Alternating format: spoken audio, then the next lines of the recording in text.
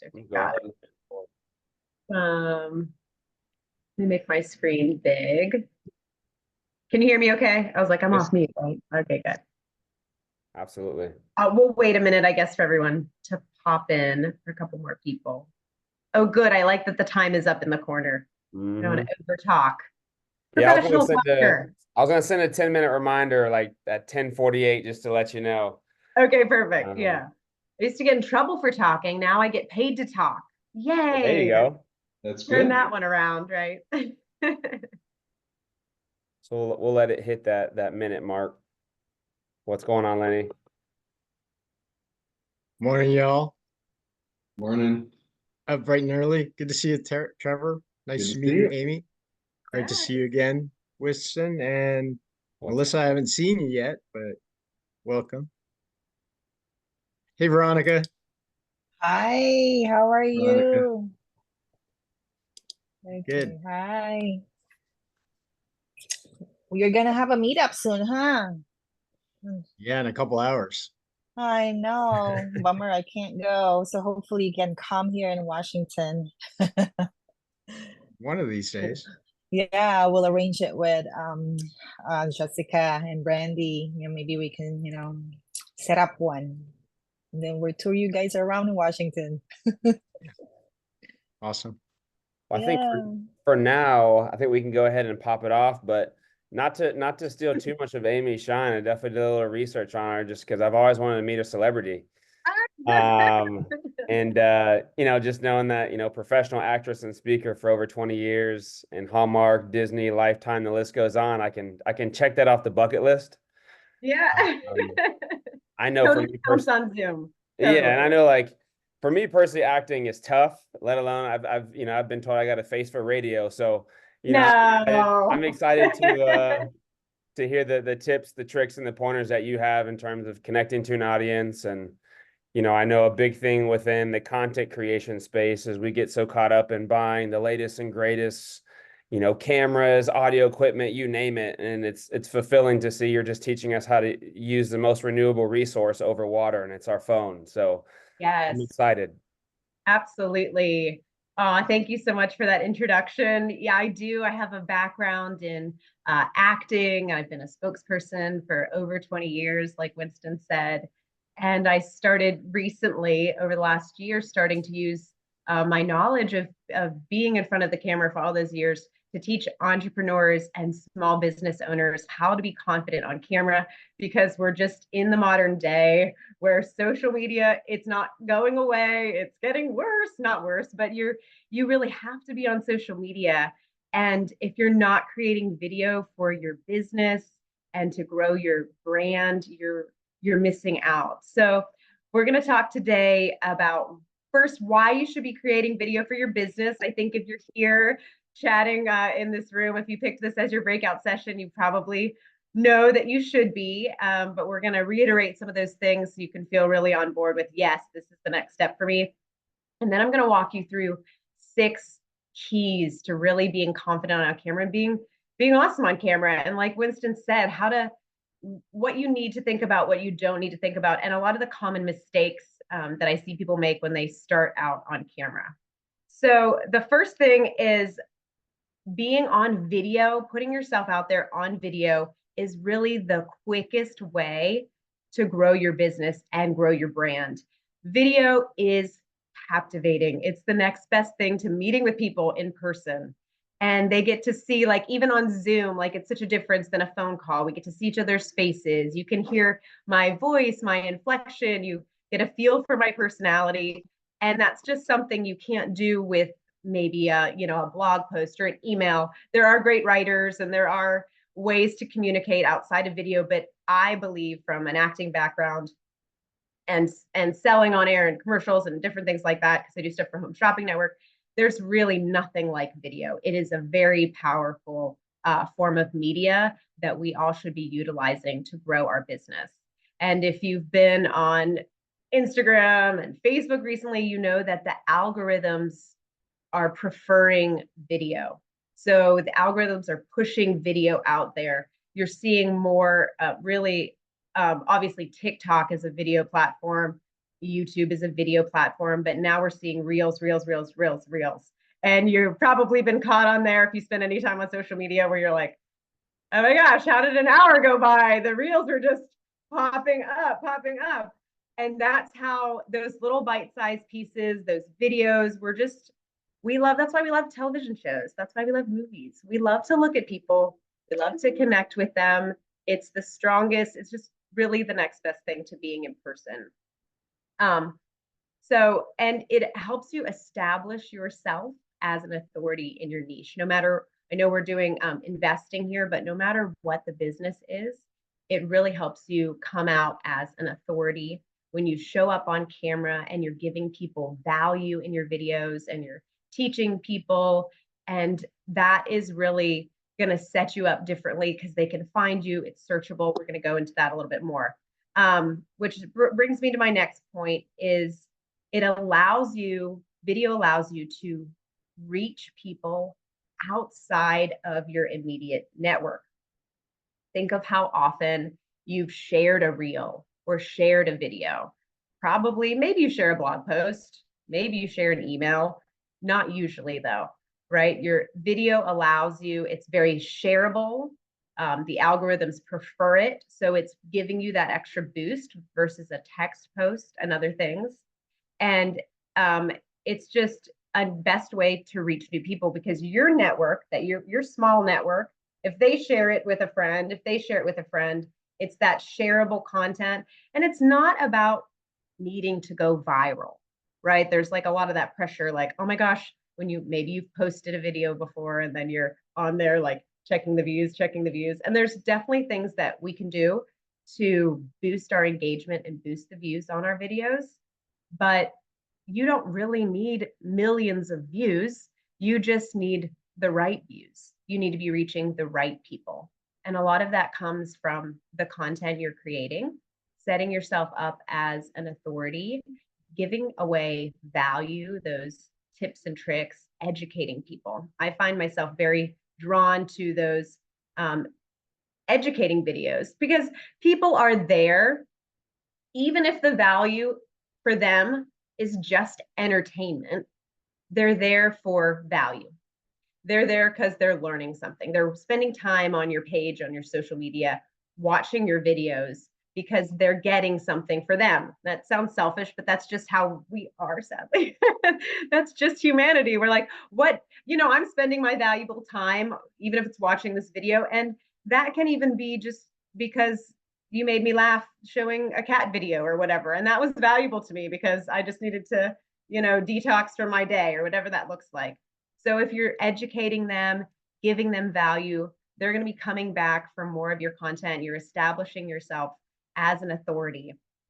And this is definitely the way to make more money for your business. This can definitely help you make money. You're building trust with those people that can convert to sales. They feel you're building, and I know I spoke to Kimberly when she asked me to come on, and she said, I've talked to them before about building the know, like, and trust factor. When they see you on video, even though they've never met you before, they feel like they know you, just how we feel like we know celebrities. You feel like you know actors. So you feel like you know them because you've seen them cry, you've seen them, not that you need to be crying on your videos, but you've seen them, you've had that personal connection, that eye contact with them. You feel like you've spent time with them. You've heard their voice. You get a feel, like I said earlier, for their personality. So it's giving you that know, like, and trust factor with strangers you've never met, people you may never meet, and they already feel like you're someone they know. You're someone that they can trust. You're someone that's an expert in your field. Sometimes whether you are or not, there's people that aren't experts that are just creating good enough videos that you're like, oh man. And then sometimes you watch a video and you're like, that's not right. That's not even true. But people are following them and you're like, how come I don't have as many followers, whatever that looks like? Because you're like, because it's how you're presenting yourself. And obviously you guys are probably working like experts in your field. You're very knowledgeable. And the only way people are going to know that, besides the people you talk to immediately, is when you put yourself out there on video. It just helps you multiply yourself. You can only have so many phone calls in a day. You can only have so many in-person conversations in a day. But what video does, it allows you to put your leads on autopilot. It allows you, when you're sleeping, someone could be watching that video and starting to know you, like you, trust you, reaching out to you, or having a response when you have a call to action, or we say CTA at the end. Hey, if you want my free resource, or if where you're bringing them in more on a deeper level, or hey, check out my content over here, or if you want to know more about investing or whatever your niche is, that using that in the video. And that can be happening when you're doing something else. That can be happening with maybe you could make, I don't know, if you really killed it now, you couldn't even make 100 phone calls in a day. But think about even if you got 100 views on your video, which we're thinking, oh, that's so low when it comes to social media. And yes, you do want to build and grow, but it's like, think of how many people you talked to. Think of how many people you spent time with that day that you wouldn't be able to do if you were in person with all those people. So it really can grow your business, build that trust that converts to sales. And it's just a way to put those leads on autopilot where you're making the videos work for you. So there's some nerves whenever you first start putting out video. There's a learning curve. We're going to try to, we're definitely going to go through some of those roadblocks today. But it's really, you just got to rip off the Band-Aid. You just got to, it's a muscle. The more you do it, the better you get at it. I'm going to give you so many tips and tricks to get you up, to help you jumpstart and skip all of those roadblocks, if you will, to doing video. But just starting is the best way to do it. And you're going to find that it's easier. It just gets easier and easier. You're building the muscle, just like any skill. The more you do it, the better you get at it. So I'm going to hop in to the 6 keys. These are my 6 best. They really are. They kind of jam pack a little bit of everything about being awesome on camera. My first one, which I think Kimberly mentioned, I had created an online course. The first one is to keep the tech simple. I had so many friends that were trying to get started on video, think about doing video, and they were spending so much time researching the latest and greatest camera, or spending all this money on this gear. And then it almost became a form of procrastination because they were nervous. Ultimately, they were just nervous, I think. I mean, sometimes, you do just some people just love tech. They love tech and they have the money to go spend on this awesome thing. But a lot of times it just becomes procrastination because we have our phones, which if you bought it in the last 10 years, it's going to take good enough video. Maybe not 10 years. I don't know. How far along are we? Maybe like 7 years. I don't know. That's all you need. That's going to be your video camera. So I created an online course that's just about how to create amazing videos using just your phone, keeping it really simple, that you don't need all that tech. Don't overthink your camera setup.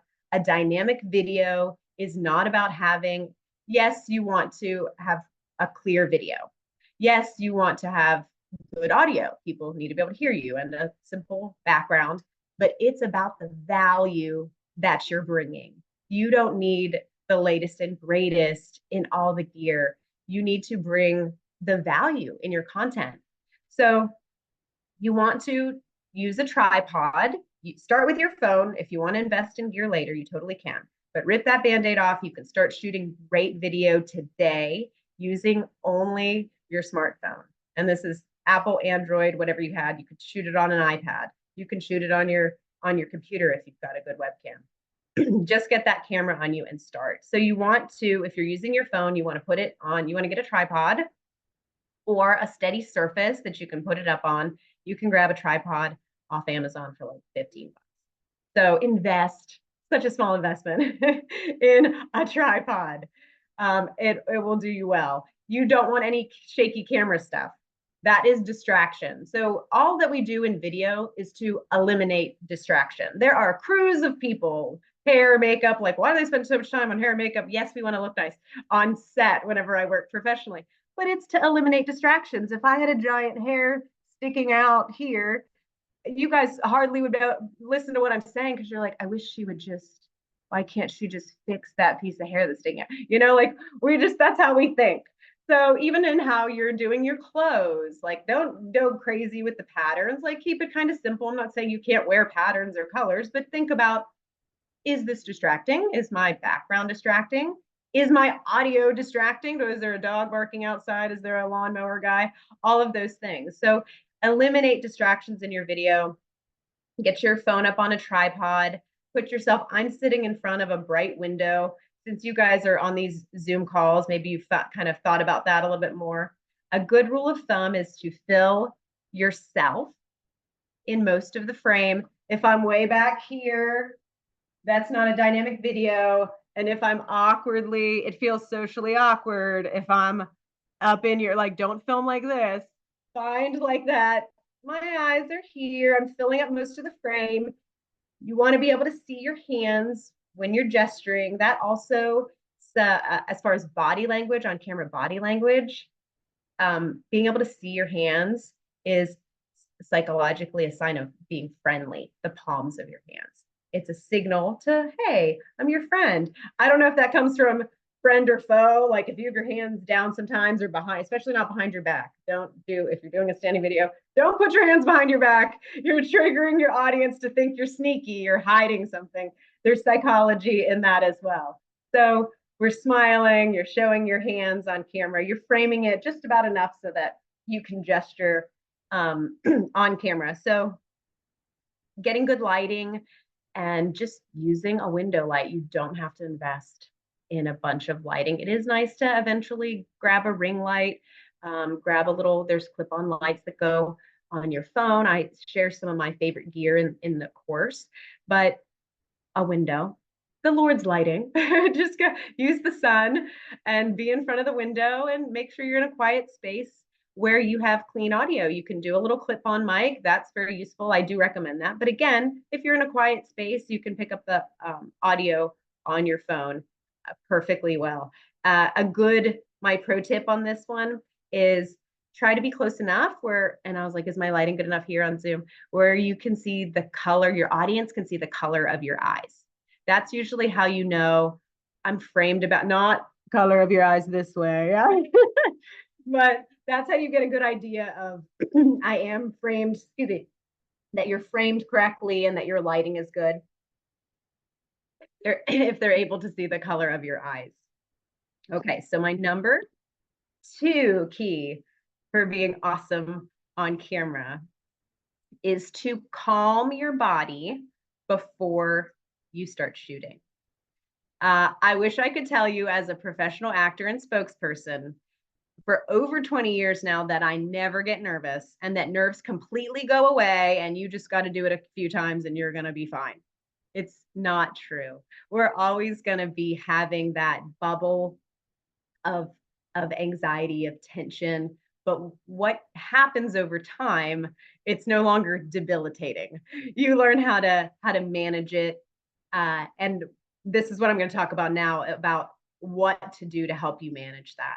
You're going to have tension in the body. So many of my acting classes over the years, besides learning scene study and all that good stuff, was about how to manage tension.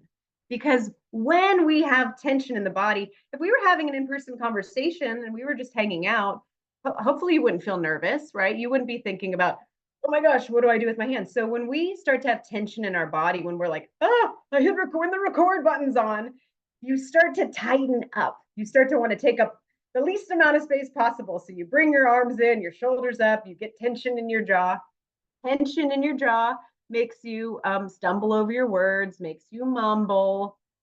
Tension in the rest of your body makes you look stiff and robotic. Our eyes widen when we get nervous. All of those deer in the headlights that maybe you've, hopefully never you, but that you've seen other people when they're on camera, it's all tension. My tips for managing tension are before you, if you know you're going to shoot that day, maybe you're shooting your batch shooting, you're going to shoot a couple of videos or just a video in general, go for a walk. Plan to do your workout early on in that day before you shoot, release that tension. Walk, run, even if you did your hair and makeup, for ladies, you don't want to get sweaty, stretch, move your body. If you've ever seen weird actors be like, blah, blah, blah, blah, and like shake out their faces and be like, nah, nah, nah, like all these like weird, what are they doing? Those weirdos. We know as actors, like our body on camera, your body is an instrument. You got to tune it before you play. Think of tuning your instrument. Your body is your instrument, your voice, everything that's on camera, your face, totally made up of muscles. So it gets tense. So that's why you're shaking out the jaw and doing all those weird things that make you feel silly, but they totally work. Also, of course, the pro tip on this one is deep breathing. You're like, oh, I hear that all the time. Breathing. Oh, lame breathing. It works. Spend some time breathing. It calms the body. It's been proven, right? You guys know the one already. Just make sure you're utilizing that. All right. My third key for being amazing on camera is to focus on the listener. In acting classes, we spend a lot of time thinking about, how do I focus on my partner? Well, that does a couple things in acting, but what it does for you on camera, thinking about who you're talking to, is it takes the attention off yourself. Because I heard someone tell me they feel like being on camera is being under a microscope. And you're like, oh, that's a terrible thought. But you are. As soon as we get on camera, we're critical, we're hard on ourselves, we're going, oh gosh, oh, my hair. Probably more ladies than men, but men can be critical of themselves as well. Know what you can and cannot change. Of course, make yourself look nice. Ladies, do your hair and makeup, powder any oil off your skin, things like that. Do your hair the best you can, but don't nitpick yourself and be like, why is one of my eyebrows higher than the other? Like my ears are like, don't do that.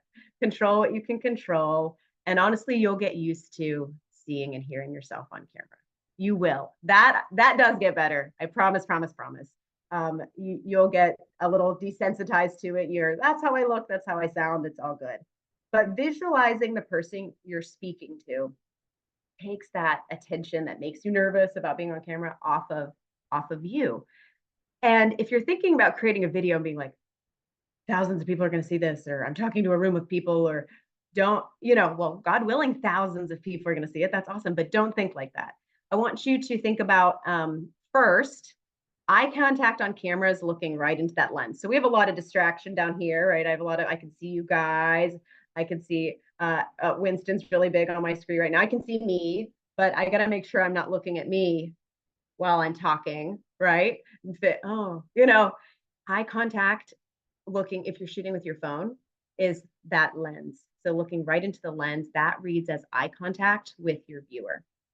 And I want you to look at the lens and get used to not looking at all the other stuff that might be on your screen, especially when you're shooting selfie mode. Then you can see yourself and you're already feeling like, okay. So make sure you focus. It's a learned skill to really be mindful, to look right into the lens. And then I want you to fire off your imagination and visualize a specific person, whether that be your favorite client or your mom, your brother, yourself from 10 years ago, whoever you're talking to, that you're giving that value to, that you're bringing that content, visualize them and make it specific to them. Put it in your mind, like, how can I make them understand this? How can I bring them value? How can I benefit and serve the person that I'm speaking to? And when you start to do that, you're going to be much less nervous about how you look and your sound and your eyebrow and all of that other stuff. And yeah, making it about them is the best way to, in your mind, get the attention off of you and to calm those nerves. It's also automatically, when you picture a specific person, because let's be honest, you're usually in a room by yourself and you're staring at an inanimate object. You in life, even on Zoom, even though we're not in person, like I can see your faces. When I say something, I can see your eyebrow raise or your smile. I'm getting feedback from you. And that is what's so hard about on camera, is because you're not getting those interpersonal connection, those subconscious that we love that really tell us so much about, is someone not, they're getting it or they're looking confused, I need to go back to that point. You're not getting that instant feedback on camera. So that is something that you just have to, the more you film and watch yourself back, you'll start to critique, okay, or that wasn't very clear, or that wasn't very concise, because you're not getting it instantly. But really think about making your message clear and concise, which is onto my next point. But picturing that specific person will make it more conversational. It'll help loosen the stiffness in your body. It just helps with the nerves so much and helps with your delivery. My fourth key to being awesome on camera is to prepare the right way. Trying to memorize. So when people start out, they get nervous, or they're like, sometimes they'll write out a full script and then they'll try to memorize it. And maybe you are amazing at memorizing and you can memorize all that. I'm gonna tell you, when you get on camera and the nerves hit, unless you're a professional, and it's even hard for professionals. I've worked with professional actors, household names you'd know, and when the tension hits, they still are, and you just got to take it back. And that's nice about having multiple takes, but don't try to memorize a 5-page script.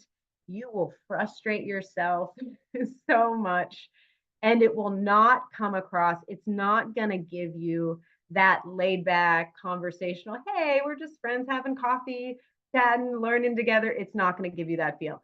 And there's a lot of teleprompter apps, and there's some good ones. And teleprompting is a skill you can absolutely learn, but I don't usually recommend it for beginners, because I don't usually find that they can do it conversationally. You really have to, you can get to that level, you can, but you have to practice, really, really practice and work on your teleprompter skills where it can sound very conversational. It's even, I've worked with other actors and they're reading from a and it still sounds robotic, and they're doing this professionally. So I always recommend, this is to not try to memorize the script, and don't do the teleprompter when you're starting out. Make your script, make in bullet points, writing out bullet points. If you have like a good hook, like a line that you want to start your video out with, write that out. That's okay to memorize that.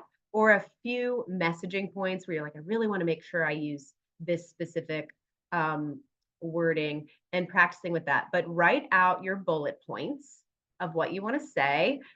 Maybe write out that hook at the top and your CTA, your call to action at the end. Like, I want to toss this, tell them to jump over here to get on my email list, or how to follow up, or whatever you want to do. But practice improving through your bullet points and rehearsing, which is my next one. But doing the bullet points, writing out each point and practicing talking through them is going to help you be more clear and concise. Having those bullet points also helps you not, because sometimes you just, I'll just talk, but then you get off on a rabbit trail, and then you're like, oh man, I made a 10-minute video. And we don't have that much attention span in this day and age. You can't be rabbit trailing unless you're really good and can somehow bring it back around and make an amazing point that blows everyone's mind. But if you're not there, the bullet points and just getting, like, make sure you're hitting your points. Like I have now, obviously I wrote something out beforehand. I'm talking to you conversationally, but I'm hitting my bullet points.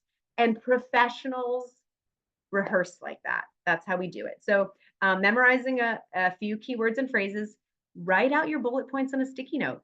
Stick it next to, I don't have mine up, I have mine down, but if I was filming a video, I've definitely done it before, even a whiteboard that I kind of put on a distance, where if you're glancing at it, your eyes are by the camera lens. Obviously don't cover the camera lens with your sticky note, but put it like right next to it and right beside it. And if I have it right here and I look to the side, you just think I'm thinking, oh, I just had your eyes go off to the side a little when you think. So you can grab that bullet point and get your eyes back on the camera and just grab it real quick and be back to camera. So totally fair, totally cheap. Stick it right next to the camera. Don't read off of it, but grab your points so that you stay on track and you're not having the rabbit holes. Okay, number 5. This one's great because you see this all the time. Don't wing it. Rehearse. People always want to make their videos. They're like, no, I want my video to be spontaneous and seem like on the fly and off the cuff. And you're just like, you will end up with a lot of frustration, a million takes, a meltdown, and a mediocre video. I promise you. Professionals that look like they're doing it on the fly look like they're doing it because they've rehearsed. And rehearsing doesn't sound fun. And that doesn't that doesn't sound like it's going to be spontaneous. I rehearsed what I was going to say to you today, last night. I rehearsed this because that's what you do. You just go through and make sure, you got your bullet points. You rehearse going through it. Don't even hit record on your video till you know you're going to be able to do this in 3 takes or less. I have never, even on all professional sets, no one has ever gotten better after the 3rd take. You're more frustrated. Your confidence is tanking. It's plummeting quickly. After your 3rd take, your anxiety is going up. You don't feel that whenever the record button's not on when you're rehearsing. You're like, it's a rehearsal. So you don't get that frustration. But when you're hitting again and again, you will not do better after the 3rd take. So spend that time up front. Spend that time rehearsing, going through your bullet points, and don't even hit record till you're like, I know I'm going to be able to do this in 3 takes. It's going to save you frustration and just make your videos so much better. Rehearsing is the secret the pros use to look spontaneous, because then you can be spontaneous because you know your points and you're going to get to it, and you can have that bit of freedom because you've rehearsed. And my last point, number 6, is keep going. If you mess up, if you misspeak, just keep going. People want authentic. They want real. Now, if you've made a blunder and you've said the wrong name of your business or something, something big, then yes, absolutely, do another take. That's important. Or your child ran in, but I don't know. Sometimes that's charming. You can get away with that. Social media is casual. Social media isn't like how we shoot commercials. You wouldn't believe it takes a 12, 14-hour day to shoot a 30-second commercial because everything has to be perfect. Hair, makeup, wardrobe, everyone's take has to everything. There are no blunders in that. They don't allow it. But on social media, if you misspeak or you say something, you're like, oh, I meant such and such. Or if it's funny, laugh it off. People want you. They want your humanity. That's why we love social media. That's why video is so powerful, because it gives you that human connection. They don't need to feel like you're an all-knowing robot. You do want to sound like an authority and that you know what you're talking about, but they want to feel like they're hanging out with you, that you're their friend, and that you're giving them that advice and you care for them. And those moments of imperfection that we are hard on ourselves, if you're a perfectionist like me, you can be critical, but that people like the humanity in it. They really do. They like to connect and that's what you bring to not just being another talking head. That's what you bring to your clients and your customers. You bring you with your knowledge and your wisdom, your unique abilities, your value, what you've been placed on this earth and purposed for. That is what you bring to your clients that no one else can bring. No one else can be you. So it's important to remember that. And it sounds cheesy, but the more you're like, because, oh, that market's already flooded. Oh, yeah, but you're going to have a different take. You're going to have a different spin. A busy market is a sign that there's something there, that's a pond to fish in. But my last couple tips, and then we'll do questions, is so if you fumble over a word, just keep going. You don't need to start and stop every time. You'll make yourself frustrated. Just keep going. People love the humanity in that. My performance tips for on camera is bringing your enthusiasm and your passion for the topic that you're speaking on. I will say this: higher energy. If you actually me, I'm like a theater kid. I'm much. I'm Italian. I gesture. I'm loud. So I would be like this if we talked in person. I really would. But on camera, higher energy reads as normal. And like normal, conversational, lower energy, it reads as boring and it reads as, oh. So you got a up the energy. You might feel weird if that's not your personality type, but I promise you, it will read as normal energy on camera. If you're at normal energy, it will read lower. And start smiling before you hit record. If I'm like doing all my setup and stuff, and then hi guys, I want to tell you, like, right? Like, you're like, that seemed disingenuous. Like, she just seemed miserable. I've seen that places. So before you hit the record button, get your energy up, shake out your face, all those weird things, and be smiling before you hit record so you're already ready to go.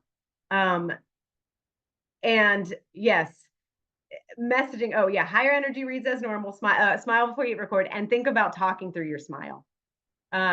You do want to be, and I don't know if your topic is very serious. There are some times where it feels inappropriate. You want it to be weird if you like own a funeral home or something. A creepy smile. But to know your topic. But for the most part, even if it's a serious business thing, smiling, talking through your smile. I'm smiling and I'm talking to you while smiling. And you're going to feel like, oh my gosh, I look like a weirdo. I'm smiling too much. Smiling too much also reads as normal on camera. It reads as friendly. It reads, so smile more than you think you should and be higher energy than you think you need. And those things will read as normal on camera. So those are my performance tips for you. How'd I do on time? Okay. We still have time for questions. You're doing perfect. No, Okay, I think too, and thank you for all that. I know it's very valuable information that I'm going to be using personally, especially because being in front of the camera is a little bit tough. And now I'm thinking about staring at that dot a little bit more proactively. Yeah. But no, I think what you said about the fear of just content in general and hopping on camera, it really translates from a business standpoint in terms of just doing something new, right? Yeah. So what was something, I guess, that I don't want to say a paradigm shift, but what was your biggest mental shift, if you will, from being scared to hit that record button to just jumping off the diving board and doing it? For me, I wanted to be an actor, and I started doing theater and things young, and then going to auditions was absolutely terrifying. Um, but that wasn't really watching myself on camera. I'll say whenever we started, the industry shifted with the technology, and we started to have to record our own auditions at home and send them in. We stopped like meeting as much for TV and film first, and then after the pandemic for everything, even commercials and other jobs.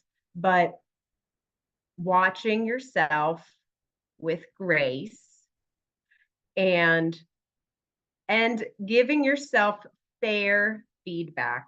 You just have to do it.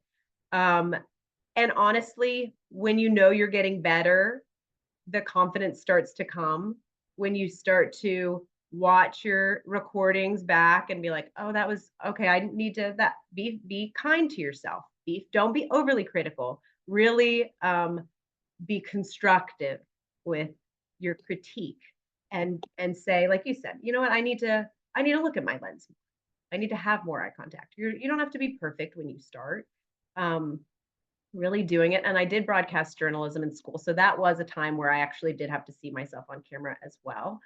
And doing radio news packages. Back when I was in college, we were doing radio news packages. That was my first one where had to hear. That was like a beginning class before we did on camera stuff, where you had to edit. So you spent all this time like hearing your own voice because you were editing your news, your radio news. So it was just a voiceover. And I was like, oh my gosh, is that what I sound like? Is that my voice? Like, eh. Okay. So, and this is with how you look, and this is with how you sound. It's weird for you to see how you look. It's weird for you to see how you sound, but that's what you look like to people. And that's what you sound like. That was what my voice sounded like. It sounds different in my own head, but that recording was what my voice sounds like. That wasn't weird to anybody else because they heard my voice sounding like my voice. And it wasn't weird for anyone else, like, oh, how I look on camera. Like, and there's stuff, hair, makeup for ladies, fix yourself up and stuff like that. But that's how people experience you. They're already experiencing you. Like, it's not jarring for them. It's just weird for us. So there is just a point to ripping the Band-Aid off and just being kind, right? Constructively critiquing. I need more eye contact. I'll put my hands up more next time. Things that you can get better at. But I know, is there a, I wish I said this one thing and then you won't be nervous at all. But the more you do it, the better you get, for sure. Absolutely. It's just like anything, it takes practice. So Yes. I got some questions I got emailed in, but I want to reward the folks that are here in the room. So we'll shift the cord over to you guys in terms of what questions you guys might have. So I have a question. Is it better to like get all set up, have your camera ready? Or I see a lot of folks like recording driving, recording walking, or is there no difference? So when you're starting out, get your camera set up. Go around your house, find this is my good lighting, this is a quiet room, get your setup together. Because when you're starting on camera, if you're holding it, if I'm holding my camera, now I'm, besides what I'm saying to you, my message, now I'm thinking about, okay, my framing, okay, I got to keep myself in this frame. All right, I got to watch my lighting. All right, so you're about that, let alone what you're trying to communicate. It's too much. So you will get to a point, and you can get to a point now. Yes, I can pull out your phone, and those people are probably not the first time they're making a video. They've probably made one before, so they're a little more used to it. But I recommend, unless you're at a situation, but you may surprise yourself how quickly you start to be able to do that.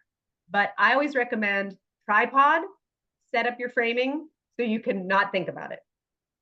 Set up, be where you're going to be in front of your nice lighting, so you don't have to think about it. Get your audio set up so you don't have to, anything that you can alleviate, because messaging is most important and you want to eliminate distractions. So when you start, I would step first. And as you get a feel for it, then you can do those things on the fly and be a little more spontaneous and walk and talk and things like that. With lots of practice, you'll be able to walk and talk. No, but really it's about the mental load of then you're processing all the tech things as well as even what you're trying to say. Yeah, and I still do that when I'm set up because I type out what I'm going to do and tape it to the back of my camera. And so I'm reading it and you can see me. Oh, yeah. Yeah, try bullet pointing. I think and practicing through the bullet points, but it is nice too. So you do set up already? You do a little setup? Yeah, I've got a setup. I do some with the green screen, some without. I actually record a lot. I'm chatting. Oh, good. Okay. Oh, that's good. Perfect. Love But I it. want to get better. That's why I'm here. Yes, love it. I love it so much. And that's wonderful. Just getting started and doing it, and then just working on your skills and just watching yourself back and giving yourself fair feedback is good. I think we got time for one more question. By the way, I put Amy, I put your link in the chat in case anybody wants to hop on the Coach Me on Camera. It looks like an awesome course that I think I'll be taking advantage of myself. But Lenny or Melissa, do you guys have we got one more question? I'll go if Melissa doesn't have anything. Okay, so your key point number 2 was calm your body and manage the tension. Yeah. And then one of your last points was bring the energy. And so Yes. so there's the relaxing point, and I think to get rid of the tension, I think you said, but to me, I need to get hyped up in order to like present. So I just, it's one of the things. I'm not typically super animated, or I guess it could come across as a little bit boring on camera. So I gotta kind of like, okay, let's bring the energy and if that's going to be the normal. I didn't know what your take was on that. And then I guess the second part of mine with regard to keep going is I was kind of taught, just keep going. You can either edit it out or you can use the bloopers. Yeah. So I love that. What's your take on, do you edit or do you just leave it in? Yeah, it depends. If you're it depends on what the blooper is. I'm more speaking like if you fumble a word or do like an extra pause, or if it's taking away from the message and the value, if you start to create more content and every single one of them has this outrageous blooper in it, it might be too much. So if you pause or fumble or things like that and keep going, that's more what I'm talking about in the keep going. If your tripod falls, I mean, I don't know, you got to know your audience, it depends on your audience, and know what your people does. Start to pay attention. Did people drop off at that point? Did you get less views? Hey, What's going on, everybody? hi. Hello. Good to see some of you I've met. Kevin, good to see the hat is back on. I was a little nervous. There was no hat for a second. I thought you were doing a life change, so you scared me. No, sir. Thank you. Don't worry, I gave him a pep talk about it last night, so he's back on his game. But don't mind me as a facilitator, just kind of hopping in. Obviously, just introducing myself, being in the South Carolina area, and would love to hear more about you all, where you're from, what you guys are focusing on. I'm from Orlando, Florida, focusing on here, and then I'm fairly new to the multifamily aspect, but I'm just in the basis of learning. And I met Kevin at Peak and I partnered up with him, so I'm learning a lot from him, and eventually we'll go on the outskirts of Orlando and go to Georgia. But that's about it. I'm a realtor here locally. Nice. So I do have some kind of experience, although it's different. But yeah, that's me. That's awesome. Kevin, are you guys still looking in the Kentucky area? I'm still looking in the Kentucky area.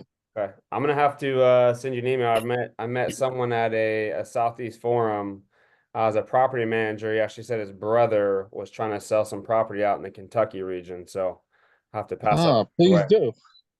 Please send me information if you can. Absolutely. Get in touch with me. I put my number in the main room before, but my number's 917. Oh, I got it. We were at Peak. If you don't remember, I talked your head off for a while. You know what? I'm talking to so many people, it's hard to, recount everybody that I talk to. It's, different people, different areas and stuff like that. I'm sorry about that. Hey, no worries, no worries. I'll have to make myself more known then. So, so You need Paul, a hat. I don't think we've met. No, Nice to No. meet you. What about yourself? I'm from Minnesota. I've been involved in multifamily for a couple of years. Been looking in this area. I started looking at in Texas, and then it started getting really populated. So I moved around. I lived in Florida, and that was too expensive for me. So I'm back looking in Minnesota. Nice. And what do you focus on? I know everybody kind of calls it the superpower, if you will. I've kind of strayed away and called it major and minor, because you got to at least do more than one thing. So if you had to say what you're majoring in and minoring in this business, what would you say it is? You mean as far as a role type or? Yep. Well, I guess I'm the looker. Gotcha. It's like more of the acquisition specialist, if you will. Acquisitions, yeah. Yeah. And then obviously everyone's doing a little bit of raising capital to offer to the deal. But is that something, like, I know underwriting's been something that's recommended to start with to gain a little bit of traction experience on reading numbers? What's your outlook on the outwriting piece? Is that something you focus on, or is that just, Oh yeah, I do a lot of underwriting. It's some underwriting can be a real problem, but just because of the nature of the game, they're trying to sell the property, and it doesn't really look like what they say. So right. To figure it out. Gotcha. And I guess to Kevin too, I didn't get to ask you, is I've been hearing a lot of people asking lately about sending direct mailers, just because obviously you can talk to the brokers to get deals, and it seems like a lot of the deals that are penciling out, some of them are direct from the seller. Have you had much experience with sending direct mailers, or any strategies you've used to reach out to them directly? No, I haven't used that approach yet. Okay.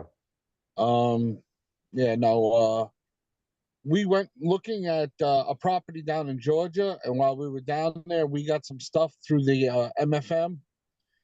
We asked for the coaches to give us properties that fit our criterias.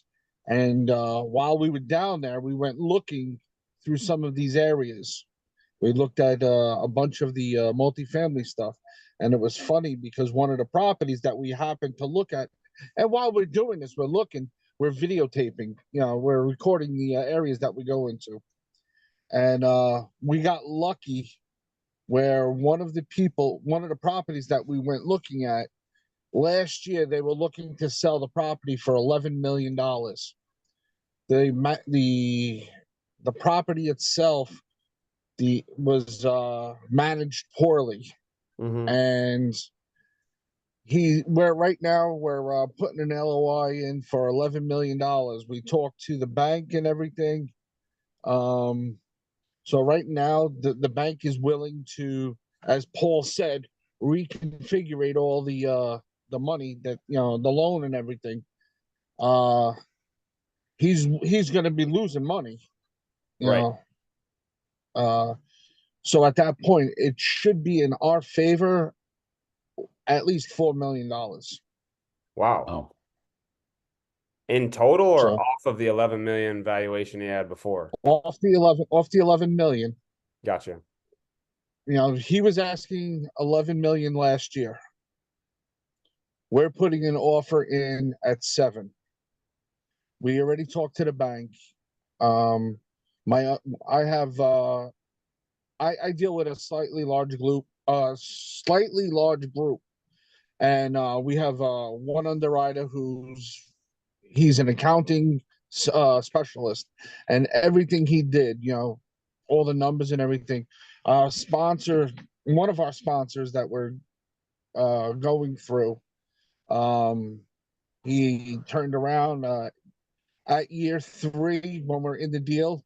We go for a bridge loan, and we not buy out, but we pay off the investors. Right. But the investors stay until the end.